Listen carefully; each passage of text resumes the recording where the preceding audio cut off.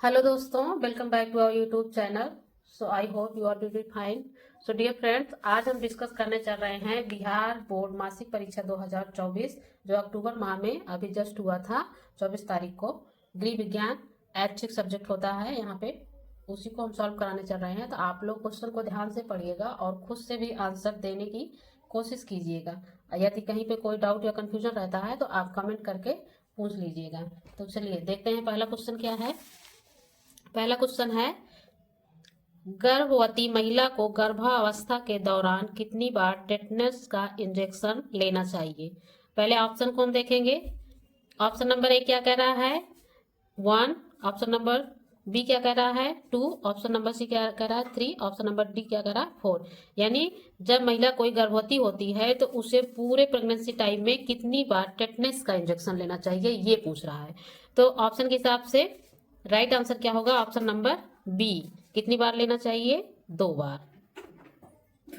अब दूसरा क्वेश्चन देखते हैं। दूसरे क्वेश्चन में क्या पूछ रहा है, पोलियो का बूस्टर टीका किस उम्र में दिया जाता है। ऑप्शन नंबर ए क्या है 5 वर्ष, ऑप्शन नंबर बी 6 वर्ष, ऑप्शन नंबर सी 8 वर्ष, ऑप्शन नंबर डी 10 वर्ष। तो हमें इसमें से करेक्ट आंसर सिलेक्ट करना है कि किस वर्ष में बच्चों को बूस्टर टीका दिया जाता है। तो इसका बूस्टर टीका जो होता है ऑप्शन नंबर क्या हो जाएगा, ऑप्शन नंबर ए 5 वर्ष। अब नेक्स्ट क्वेश्चन पे चलते हैं। अगला क्वेश्चन क्या कह रहा है, निम्न में से कौन सा खाद्य और जल जनित रोग टीके द्वारा रोका जा सकता है। Option A typhoid, option B हैजा, ऑप्शन सी हेपेटाइटिस ए और ऑप्शन डी इनमें से सभी। तो गाइस इसका आंसर क्या होगा, कालरा जो होता है ये भी दूषित जल पीने से होता है, और हेपेटाइटिस भी क्या होता है, दूषित जल या भोजन ग्रहण करने से होता है।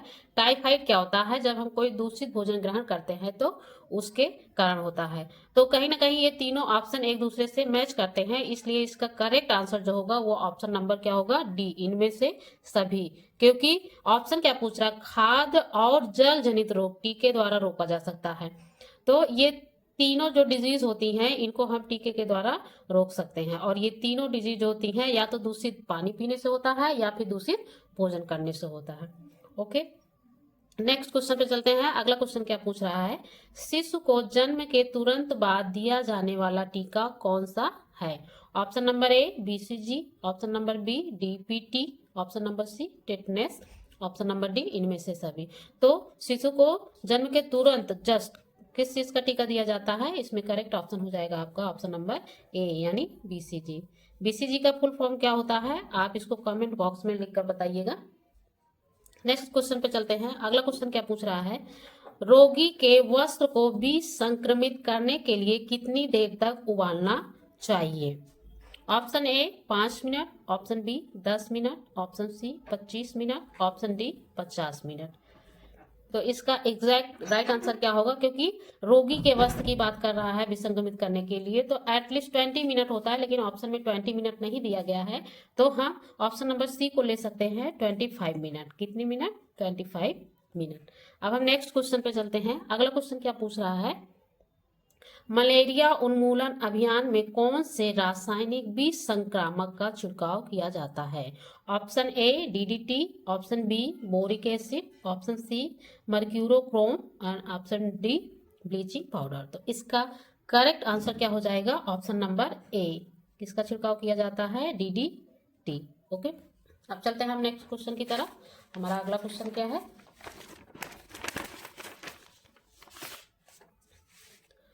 अगला क्वेश्चन हमारा है क्वेश्चन नंबर 7। क्वेश्चन नंबर 7 क्या पूछ रहा है, पूछ रहा है निम्न में से कौन पोषण की कमी से होने वाला रोग नहीं है। ऑप्शन ए पेचिस, ऑप्शन बी रतौंधी, ऑप्शन सी गंडमाला, ऑप्शन डी एनीमिया। तो पोषण की कमी से कौन सा रोग नहीं होता है। रतौंधी आप लोग जानते हैं विटामिन ए की कमी से होती है, जो कि न्यूट्रिशन हमें भोजन से मिलता है। एनीमिया क्या होता है, विटामिन बी 9, 12 की कमी से होता है, यह भी भोज्य पदार्थों से प्राप्त होता है। और डिसेंट्री पेचिस होता है, ये खाने पीने के कारण होता है। तो पोषण की कमी से होने वाला रोग कौन सा पूछ रहा है, तो पोषण की कमी से होने वाला रोग नहीं है। नहीं वर्ड को आप ध्यान देना है, क्योंकि कभी कभी हम नहीं शब्द नहीं देखते हैं और सही आंसर को ही टिक कर दे, गलत आंसर को टिक कर देते हैं, सॉरी। तो इसका सही ऑप्शन क्या हो जाएगा, सी, क्योंकि ग्वाइटर जो होता है ये किसी पोषण की कमी से नहीं होता है, ये आयोडीन नमक में पाया जाता है, मिनरल्स होता है, उसकी कमी से होता है, इसलिए ऑप्शन नंबर इसका सी सही होगा।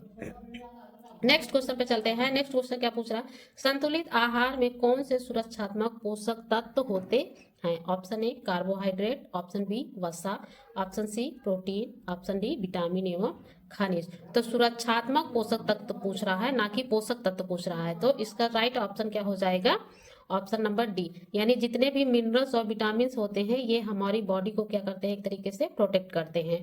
कार्बोहाइड्रेट, वसा और प्रोटीन जो होते हैं ये एक तरीके से हमारी बॉडी को एनर्जी देते हैं। ओके, चलते हैं नेक्स्ट क्वेश्चन पे।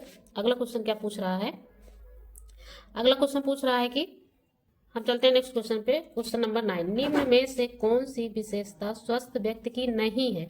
नहीं को हमने हाईलाइट कर दिया है ताकि क्वेश्चन अच्छे से आप ध्यान दीजिए। ऑप्शन ए में क्या पूछ रहा है, शारीरिक रूप से स्वस्थ, बी ऑप्शन में पूछ रहा है मानसिक रूप से स्वस्थ, सी ऑप्शन में पूछ रहा है सामाजिक रूप से स्वस्थ, डी ऑप्शन में क्या पूछ रहा है, आर्थिक रूप से स्वस्थ। तो इसमें से राइट आंसर क्या होगा, आर्थिक रूप से स्वस्थ, मतलब नहीं पूछ रहा है, तो हमें नहीं इसको निकालना है। तो आर्थिक रूप से स्वस्थ व्यक्ति जो होता है ये किसी विशेष स्वस्थ व्यक्ति की विशेषता नहीं होती है। ओके, नेक्स्ट क्वेश्चन पे चलते हैं। अगला क्वेश्चन हमारा क्या है, निम्न में से कौन कुपोषण का लक्षण है?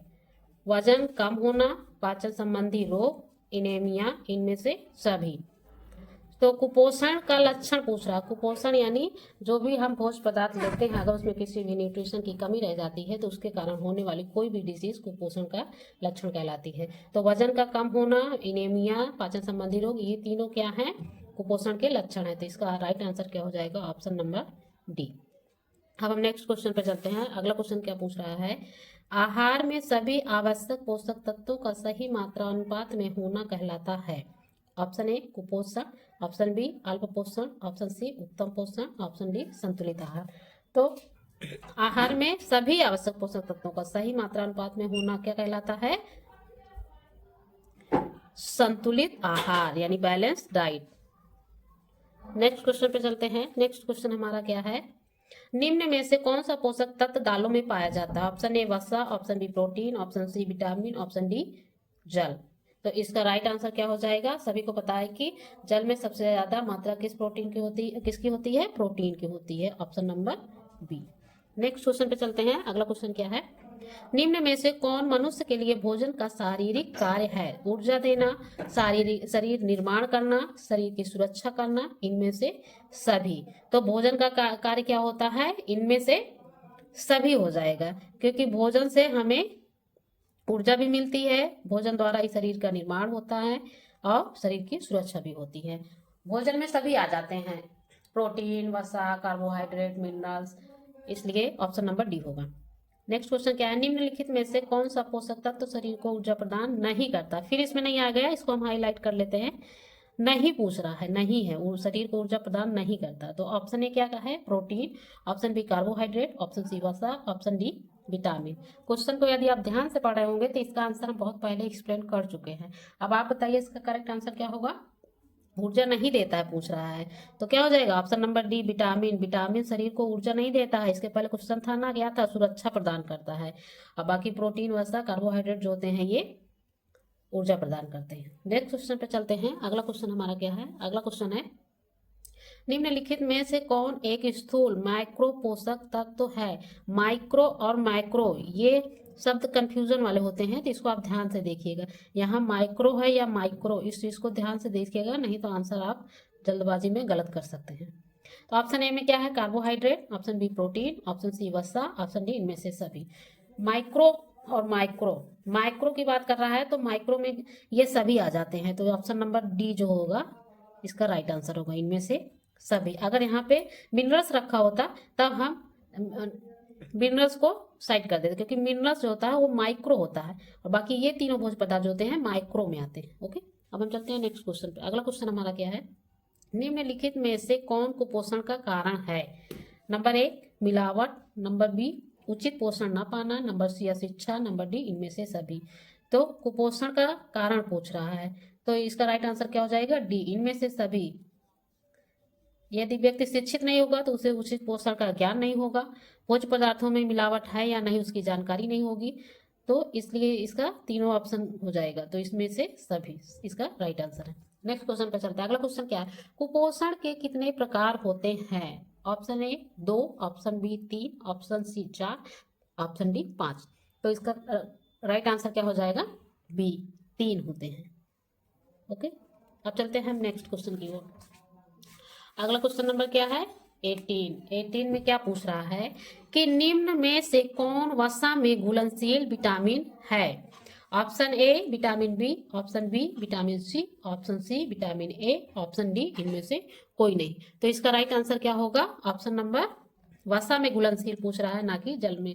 तो जल में घुलनशील सभी को पता है कौन सी विटामिन होती है? बी, सी।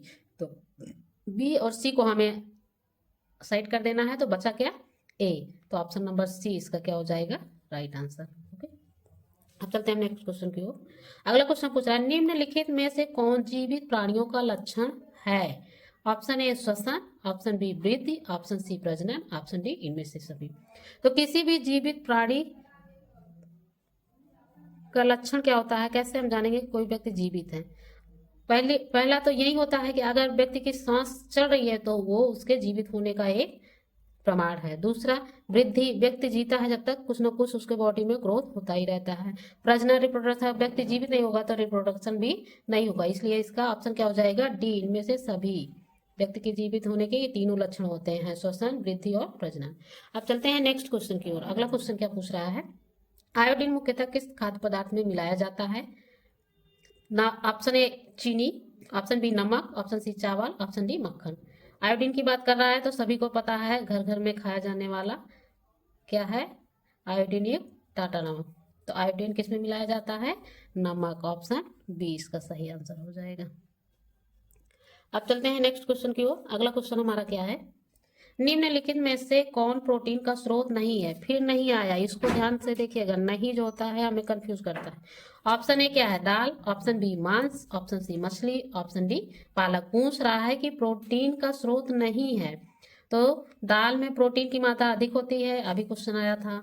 ऑप्शन बी मांस में भी प्रोटीन की मात्रा अधिक होती है। मछली, अब मांस है तो मछली भी मांस के अंतर्गत ही आ जाएगा, तो इसका नहीं पूछ रहा था। इसका राइट आंसर क्या हो जाएगा? डी, पालक। यानी पालक में क्या होता है? ज्यादातर मिनरल्स होते हैं, विटामिन होते हैं, मिनरल्स होते हैं, लेकिन प्रोटीन की मात्रा नहीं होती है। अब चलते हैं नेक्स्ट क्वेश्चन पे। अगला क्वेश्चन क्या पूछ रहा है? निम्नलिखित में से कौन विटामिन सी का स्रोत है? ऑप्शन ए संतरा, ऑप्शन बी नींबू, ऑप्शन सी आंवला, ऑप्शन डी इनमें से सभी। तो इसका राइट आंसर क्या हो जाएगा? डी, इनमें से सभी, क्योंकि नींबू में भी विटामिन सी होता है, संतरा में भी होता है, और आंवला में तो सबसे ज्यादा होता है। नेक्स्ट क्वेश्चन में चलते हैं। अगला क्वेश्चन क्या पूछ रहा है? अस्थियों की उचित वृद्धि और विकास के लिए किस पोषक तत्व की आवश्यकता होती है? ऑप्शन ए लोहा, option B calcium, option C carbohydrate, option D इनमें से कोई नहीं। अस्थियों की वृद्धि की बात कर रहा है तो हम सभी जानते हैं कि अस्थियां हमारी किससे बनी होती हैं? कैल्शियम फास्फोरस से। तो इसका राइट आंसर क्या हो जाएगा? बी हो जाएगा, कैल्शियम। कार्बोहाइड्रेट से बॉडी को ऊर्जा मिलती है, एनर्जी, और लोहा जो होता है वो हीमोग्लोबिन में हेल्प करता है, तो इसलिए ऑप्शन इसका क्या बचा? बी। नेक्स्ट क्वेश्चन की ओर चलते हैं। अगला क्वेश्चन क्या है? 1 ग्राम प्रोटीन में कितनी कैलोरी होती है? Option A 2 calorie, option B 4 calorie, option C 6 calorie, option D 8 calorie. तो 1 ग्राम प्रोटीन की बात पूछ रहा है, तो 1 ग्राम प्रोटीन में कुल कितनी कैलोरी होती है? इसका राइट आंसर क्या हो जाएगा? Option number B 4 calorie. Next question की ओर चलते हैं। अगला क्वेश्चन क्या पूछ रहा है? निम्नलिखित में से कौन पोषण संबंधी विकार है? ऑप्शन ए अति पोषण, ऑप्शन बी अल्प पोषण, ऑप्शन सी ए और बी दोनों, ऑप्शन डी इनमें से कोई नहीं। इसका राइट आंसर क्या हो जाएगा? ऑप्शन नंबर सी, ए और बी दोनों होते हैं। नेक्स्ट क्वेश्चन पे चलते हैं। अगला क्वेश्चन क्या पूछ रहा है? निम्न में से कौन वसा का वनस्पति स्रोत नहीं है? ऑप्शन ए मक्खन, ऑप्शन बी सरसों, ऑप्शन सी मूंगफली, ऑप्शन डी नारियल। पूछ रहा है वनस्पति स्रोत नहीं है, नहीं भी है, इसे भी ध्यान रखना है, और वनस्पति की बात कर रहा है। तो मक्खन क्या होता है? वनस्पति से प्राप्त होता है। मूंगफली वनस्पति से प्राप्त होता है। सरसों वनस्पति से प्राप्त होता है, नारियल वनस्पति। आप बताइए इसमें से क्या होगा? क्या ये सभी वनस्पति के स्रोत हैं? नहीं। तो वनस्पति से हमें क्या प्राप्त नहीं होता है? मक्खन। मक्खन वनस्पति से नहीं प्राप्त होता है, मक्खन जंतु से प्राप्त होता है। इसलिए इसका ऑप्शन नंबर हो जाएगा ए। मूंगफली, सरसों, नारियल ये वनस्पति के स्रोत हैं। नेक्स्ट क्वेश्चन पे चलते हैं। निम्नलिखित में से कौन कैल्शियम का स्रोत है? ऑप्शन ए दूध, ऑप्शन बी दही, option C paneer, option D इनमें से सभी। आप लोग राइट आंसर इसका बताएंगे, क्योंकि कैल्शियम सबसे ज्यादा किसमें पाया जाता है? दूध में। और दूध से ही क्या बनता है? पनीर। पनीर प्रोटीन का सबसे अच्छा स्रोत माना जाता है, और थोड़ी बहुत मात्रा दही में भी पाई जाती है। तो इसका राइट आंसर क्या हो जाएगा? कैल्शियम है। दूध से बने सभी भोज्य पदार्थों में कैल्शियम की मात्रा पाई जाती है, तो इसलिए इसका ऑप्शन नंबर क्या हो जाएगा? डी, इनमें से सभी। अब अगला क्वेश्चन चलते हैं। अगला क्वेश्चन हमारा क्या पूछ रहा है? किसी भी भोज्य पदार्थ से प्राप्त ऊर्जा को नापने की इकाई क्या है? Option A gram, option B ounce, option C calorie, option D microgram. अगर क्वेश्चन को आप ध्यान से सॉल्व कर रहे हैं तो इसका आंसर आपको तुरंत आ जाना चाहिए, क्योंकि अभी जस्ट हम कैलोरी की बात कर चुके हैं। तो इसका ऑप्शन क्या हो जाएगा? कैलोरी। अभी अभी जस्ट आपने क्वेश्चन देखा था ना, 1 ग्राम प्रोटीन में कितनी कैलोरी थी? 4 कैलोरी। तो तुरंत आपको समझ जाना चाहिए कि किसी भी भोज्य पदार्थ को प्राप्त ऊर्जा को नापने की इकाई क्या है? कैलोरी। Option number C. अब चलते हैं अपने लास्ट क्वेश्चन की ओर। लास्ट क्वेश्चन हमारा ऑब्जेक्टिव क्या है? क्वेश्चन है 6 माह की आयु तक के शिशु के लिए आदर्श भोजन क्या है? ऑप्शन ए गाय का दूध, ऑप्शन बी भैंस का दूध, ऑप्शन सी माँ का दूध, ऑप्शन डी इनमें से कोई नहीं। ये बहुत ही इजी क्वेश्चन और बहुत ही इंपॉर्टेंट क्वेश्चन है। आई होप आप इसका सही आंसर दे चुके होंगे। तो इसका राइट आंसर क्या हो जाएगा? ऑप्शन नंबर सी, माँ का दूध। माँ का दूध। माँ का दूध जो होता है सिर्फ आदर्श भोजन ही नहीं होता है, वो एक शिशु के लिए अमृत के समान होता है। आप कमेंट में हमें बताएंगे कि शिशु को माँ का दूध कम से कम कितने माह तक पिलाना चाहिए। तो दोस्तों आज का वीडियो कैसा लगा? क्वेश्चन पेपर आपको सॉल्व करके कैसा लगा? किसी भी क्वेश्चन में कोई डाउट हो, कोई कंफ्यूजन हो, तो आप कमेंट बॉक्स में लिख कर हमसे पूछ सकते हैं। और भी अच्छे से होम साइंस से संबंधित कोई भी वीडियो या टॉपिक पढ़ना चाहते हैं तो आप हमें कमेंट कर सकते हैं, हम टॉपिक वाइज भी आपको पढ़ाएंगे। सो आज के लिए बस इतना ही। Thanks for watching my video. Video अच्छा लगे तो लाइक, सब्सक्राइब और शेयर करें। Thanks for watching. Bye bye, take care.